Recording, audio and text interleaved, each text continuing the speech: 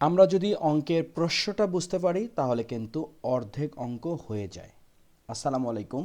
অষ্টম শ্রেণী গণিত 2026-এ অনুশীলনী 1 প্যাটার্নের দ্বিতীয় পর্ব শুরু করতে যাচ্ছি। পর্ব 2। আজকে শুরুতেই আছে নমুনা প্রশ্ন, অর্থাৎ এই ধরনের প্রশ্ন আমাদের পরীক্ষায় আসতে পারে। প্রথমে আছে বহু নির্বাচনী প্রশ্ন।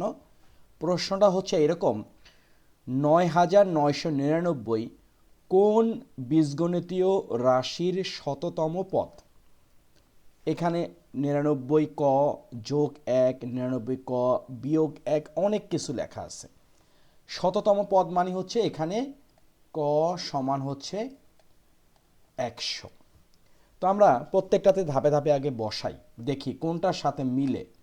কতে দেওয়া আছে ৯৯ ক, ক মানে হচ্ছে ১০০, তার মানে গুণ ১০০, তারপরে কত যোগ ১, তাহলে ব্যাপারটা কি দাঁড়ালো ৯,৯০০, তার সাথে ১ যোগ করলাম,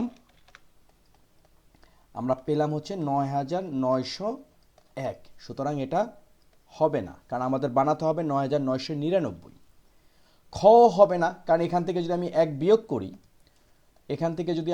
বিয়োগ করি, তাহলে কি দাঁড়াচ্ছে, আমাদের যেটা দাঁড়াচ্ছে সেটা হচ্ছে ৯,৮৯৯, তাই না? ৯,৮৯৯, ৯,৯০০ থেকে যদি আমরা ১ বাদ দেই তাহলে আসতেছে ৯,৮৯৯। সুতরাং এটাও হবে না। তারপরে কি আছে, ক স্কোয়ার যোগ ১। ক স্কোয়ার মানে হচ্ছে ১০০ স্কোয়ার যোগ ১, এটা বুঝাই যাচ্ছে হবে না, কারণ ১০০কে স্কোয়ার করলে আমরা পাবো ১০,০০০, তার সাথে যদি আমরা ১ যোগ করি পাবো হচ্ছে ১০,০০১। সুতরাং এটাও হবে না।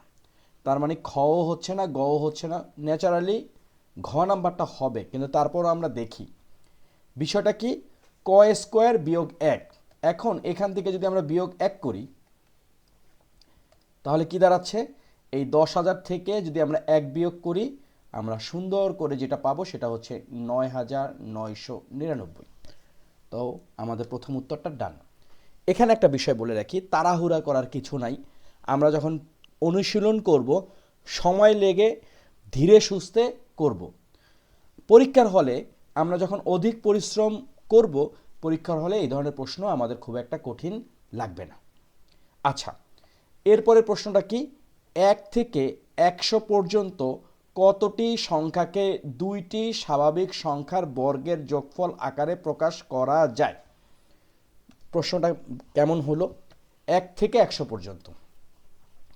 তো আমরা যদি এভাবে চিন্তা করি যে প্রথমে সাপোজ আমরা চিন্তা করলাম ১ থেকে ১০ পর্যন্ত যদি হিসাব করি, প্রথমে আছে ১, এটা হবে না, কারণ আমাদেরকে বলছে দুটি স্বাভাবিক সংখ্যার বর্গের যোগফল, অর্থাৎ আমাদের এ স্কোয়ার প্লাস বি স্কোয়ার হতে হবে। ১ কেন হবে না, কারণ ১ যদি প্রথম সংখ্যা স্কোয়ার করি, দ্বিতীয় সংখ্যা তো একটা কিছু নিতে হবে। ১ও যদি নেই তাহলে কি দাঁড়াচ্ছে, ১কে স্কোয়ার করলে ১, ১কে স্কোয়ার করলে ১, তার মানে হচ্ছে ২, হবে না। তারপরে হচ্ছে কত, ২। ২কে আমরা কি করতে পারি, ২ এর ক্ষেত্রে হচ্ছে এটা ঠিক আছে যে ১ স্কোয়ার যোগ ১ স্কোয়ার আমরা পেলাম হচ্ছে ২, তার মানে ২ এর ক্ষেত্রে ঠিক আছে। ৩ কিন্তু আবার হবে না, কারণ আমরা ১ স্কোয়ার যদি নেই, আবার যদি ১ স্কোয়ার নেই তাহলে পাবো ২, কিন্তু ১-এর পরের সংখ্যা হলো ২, তার মানে ২কে যদি আমরা স্কোয়ার করি তাহলে বিষয়টা কি দাঁড়ালো, ১কে স্কোয়ার করলে পাবো আমরা হচ্ছে ১, ২কে স্কোয়ার করলে পাবো ৪, তার মানে এটা হচ্ছে ৫। এর ফলে আমরা যেটা বুঝতে পারলাম যে আমাদের যে ৪ নাম্বার, অর্থাৎ আমরা যদি ৪ নেই, এটা কিন্তু দুটি বর্গের সমষ্টি হিসাবে প্রকাশ করা যাবে না। ৫ নাম্বার, ৫ কিন্তু আবার হবে, সেটা কিভাবে, ১ স্কোয়ার যোগ ২ স্কোয়ার। ৬ কি হবে, এইখানে আমরা পাইলাম ৫, তার মানে ১ স্কোয়ার যোগ যদি আমরা ৩ স্কোয়ার দিই তাহলে কি পাচ্ছি, ১ স্কোয়ারকে আমরা ১কে স্কোয়ার করলে পাবো ১, আর ৩কে স্কোয়ার করলে পাবো হচ্ছে ৯, অর্থাৎ আমরা পাইলাম এখানে ১০। ওকে, তার মানে যে বিষয়টা দাঁড়াইলো ৬ হবে না, ৭ও হবে না, ৭ হবে না, 8 হবে না, 9 হবে না, 10-এ গিয়ে আমরা 10 নাম্বার যেটা আছে সেটা হবে, কারণ 10 কিভাবে পাচ্ছি, 1 স্কোয়ার যোগ 3 স্কোয়ার। আমরা যদি ওইভাবেও চিন্তা করি যে 2 স্কোয়ার যোগ 2 স্কোয়ার, তাহলে কি আসছে, 2 দোকানে 4, 2 দোকানে 4, দেখো এখন কিন্তু হয়েছে, সুতরাং এটা হচ্ছে। তো এরকমভাবে আমরা কতটা নিতে পারি। আবার ধরো 2 স্কোয়ার যোগ 3 স্কোয়ার, 2কে স্কোয়ার করলে পাচ্ছি 4, 3কে স্কোয়ার পাচ্ছি হচ্ছে 9, তার মানে হলো 13।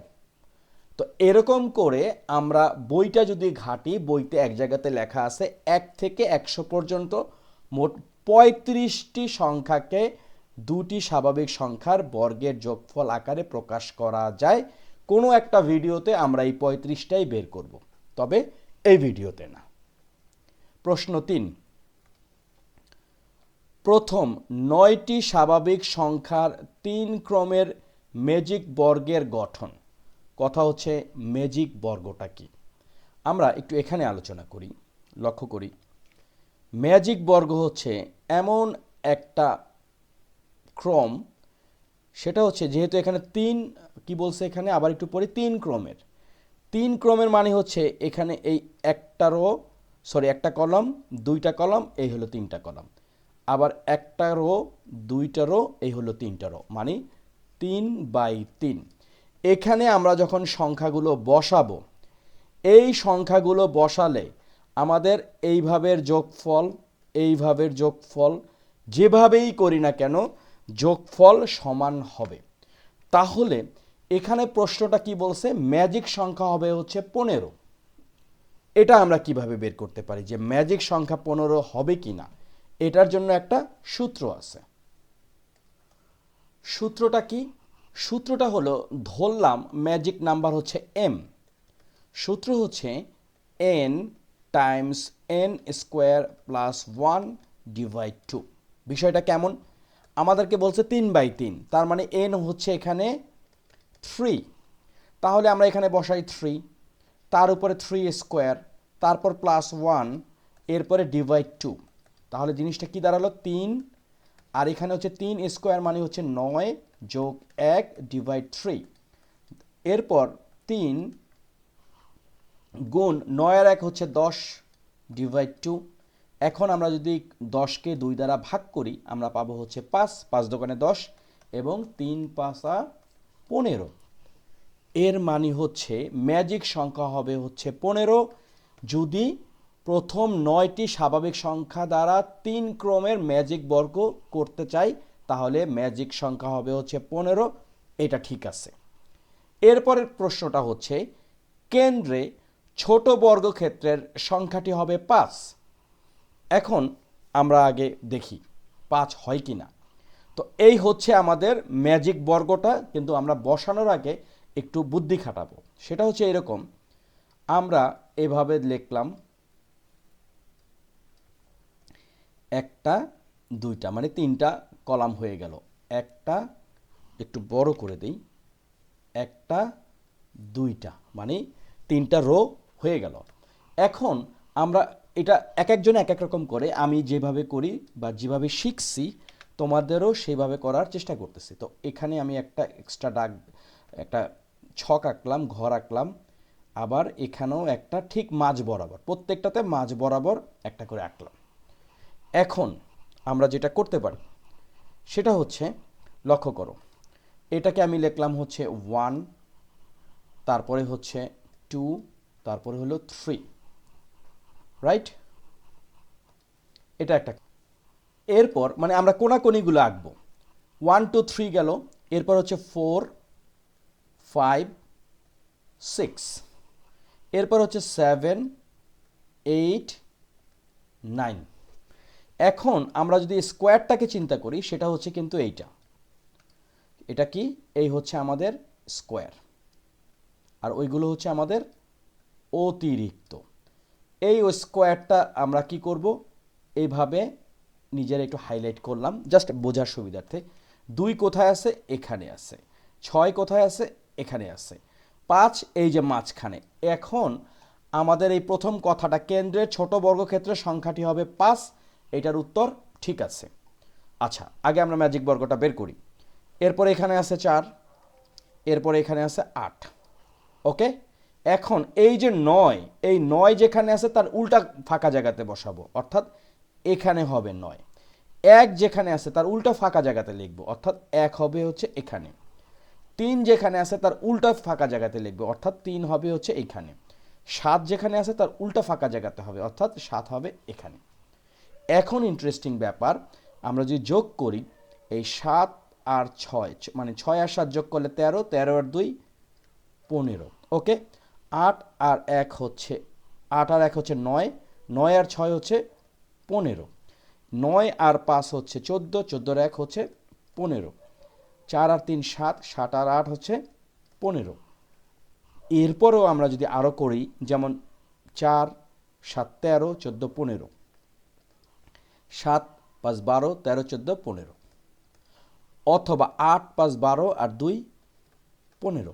তো আমরা যেভাবেই হিসাব করি না কেন আমাদের কিন্তু 15 আসবে। সুতরাং এই যে সূত্রটা দিয়ে আমরা 15 বের করলাম, এটা যেমন ঠিক আছে, আবার এই ছকের মাধ্যমে আমরা বের করলাম, এটাও ঠিক আছে। তাহলে আমাদের প্রথম 9টি স্বাভাবিক সংখ্যা দ্বারা 3 ক্রমের ম্যাজিক বর্গ গঠন, ম্যাজিক সংখ্যা 15 ঠিক আছে। কেন্দ্রে ছোট বর্গক্ষেত্রের সংখ্যাটি হবে 5, এটাও ঠিক আছে। এরপরের ম্যাটারটা একটু অন্যরকম। ক্ষুদ্র বর্গক্ষেত্রগুলোকে আমরা কি করতে পারছি, 1 থেকে 15 পর্যন্ত ক্রমিক স্বাভাবিক সংখ্যা বসানো থাকে।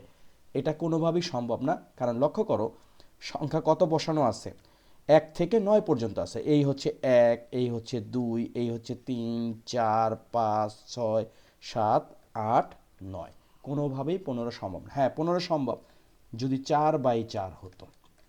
ওকে, তো তাহলে না, 4/4 হলেও হতো না, 15 হবেই না। তাহলে এটা ঠিক নাই। তো 1 আর 2 ঠিক আছে, 3 ঠিক নাই। তার মানে আমাদের উত্তর হচ্ছে নিচের কোনটি সঠিক, 1 ও 2। ওকে, আমাদের 1 2 3 প্রশ্ন উত্তর ডান। আমরা কিন্তু আসি প্যাটার্ন অনুশীলনী 1 এবং আমার চ্যানেলের নাম হচ্ছে সাদ এক্স। তোমাদের যদি এই চ্যানেলটা মোটামুটি ভালো মনে হয় তাহলে কিন্তু বন্ধুদের সাথে শেয়ার করতে পারো, আর খারাপ কিছু মনে হলে কমেন্টসে লিখতে পারো। এরপরের প্রশ্নটা কি লেখা আছে, নিচের উদ্দীপকের আলোকে 4 ও 5 নম্বর প্রশ্নের উত্তর দাও। এটার জন্য আমাদের একটু স্পেস দরকার, আমরা স্পেসটা একটু খালি করি। আচ্ছা, প্রথম কথা হচ্ছে আমরা এখানে একটু হাইলাইট করে আসি, যেটা ঠিক ছিল, এটা ঠিক আসছিল, এটা ঠিক ছিল, এবং এটা ঠিক, 1 ও 2 ঠিক। আচ্ছা, নিচের উদ্দীপকের আলোকে 4 ও 5 নম্বর প্রশ্নের উত্তর দাও। এখানেও একটি 3/3, 3/3 মানে কি, এখানে 1টা 2টা 3টা রো আছে, আবার 1 2 3 3টা কলাম আছে। সুতরাং এটা হচ্ছে 3/3 ম্যাট্রিক্স। ওকে, এটা একটা ম্যাজিক বর্গ। এখন প্রথম কথা হচ্ছে ম্যাজিক বর্গটির ম্যাজিক সংখ্যা কত। আমরা জানি ম্যাজিক বর্গ হচ্ছে তখনই হবে যখন আমরা row by row, column by column যদি যোগ করি একই মান আসবে। তো আমরা দেখি, দেখো এখানে আসছে কত, 12 আর 19, 12 যোগ 19, তারপরে হচ্ছে 14। বিষয়টা কত দাঁড়ালো, 12 আর 19 হচ্ছে গিয়ে 31, 31 আর 14 হচ্ছে 45। একটা পার্ট গেল। 14, আবার আর একটা দেখি, 14 যোগ 13 যোগ 18, 14 আর 13 হচ্ছে 27, 27 আর 18 হচ্ছে 45। গুড। এখন এই যে মাঝখানেরটা, এখানে আমরা 45 পাইলাম, এখানেও আমরা 45 পাইলাম, বাট মাঝখানে একটা ক আছে। এই ক এর কারণে কিন্তু আমরা বুঝতে পারতেছি না যে আসলে যোগফল 45 হবে কিনা। দেখো এখানে আছে 17, এখানে আছে 13, তার মানে দুইটা যোগ করে আসতেছে 30। এখন এই 45-এর থেকে যদি আমরা 30 বাদ দিই তাহলে হবে হচ্ছে 15। এই 15 যদি এখানে ঠিক থাকে তাহলে এটা কিন্তু ম্যাজিক সংখ্যা হবে, এবং সেটা কত, সেটা হচ্ছে 45। একটা গেল।